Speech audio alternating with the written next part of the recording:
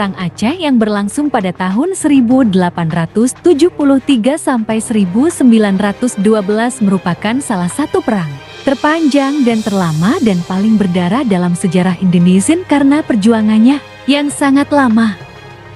Pada Perang Aceh pertama, pasukan Belanda berhasil menduduki Masjid Raya Banda Aceh. Kekuatan pasukan Aceh dipusatkan untuk mempertahankan Istana Sultan Mahmud Syah. Dengan dikuasainya Masjid Raya Banda Aceh oleh Belanda, banyak mengundang para tokoh seperti Panglima Polim, Teku Imam Lung Bata, Cut Benta, Teku Cik Ditiro, Teku Umar, dan istrinya Cut Nyak Dien untuk bergabung berjuang melawan Belanda.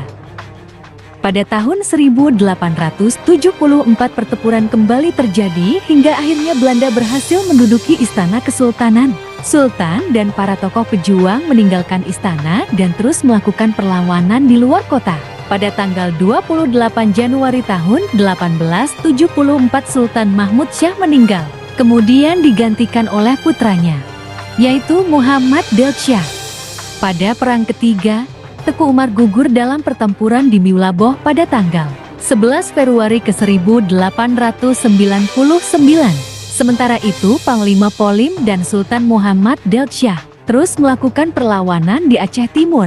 Pada tahun 1904 Sultan Aceh dipaksa untuk menandatangani plakat pendek yang berisi: pertama, Aceh mengakui kedaulatan Belanda atas daerahnya. Kedua, Aceh tidak diperbolehkan berhubungan dengan bangsa lain selain dengan Belanda. Ketiga, Aceh menaati perintah dan peraturan Belanda. Setelah gugurnya Teku Umar, perjuangan rakyat Aceh diteruskan oleh Cut Nyak Dien dan Cut Nyak Mutia. Peperangan terus dilakukan hingga Cut Nyak Dien tertangkap dan diasingkan ke Sumedang. Pada tanggal 6 November Cut Nyak Dien pun wafat di Sumedang. Sedangkan Cut Nyak Mutia gugur dalam pertempuran di Hutan Pasai pada tanggal 24 Oktober tahun 1913. Konsep ilmu dalam Islam dan Barat berbeda dengan konsep ilmu dalam peradaban Barat. Dalam peradaban Barat yang dimaksud dengan ilmu adalah sains. Sementara dalam konsep Islam, sains hanya merupakan salah satu bagian dari ilmu pengetahuan. Dalam Islam, proses keilmuan senantiasa melibatkan Allah. Sedangkan dalam peradaban Barat, proses keilmuan diyakini sebagai murni upaya manusia. Konsep ilmu tersebut berimplikasi pada orientasi tujuan pendidikan, kurikulum, dan proses pembelajaran di kelas. Tujuan pendidikan yaitu untuk mewujudkan manusia-manusia yang beradab.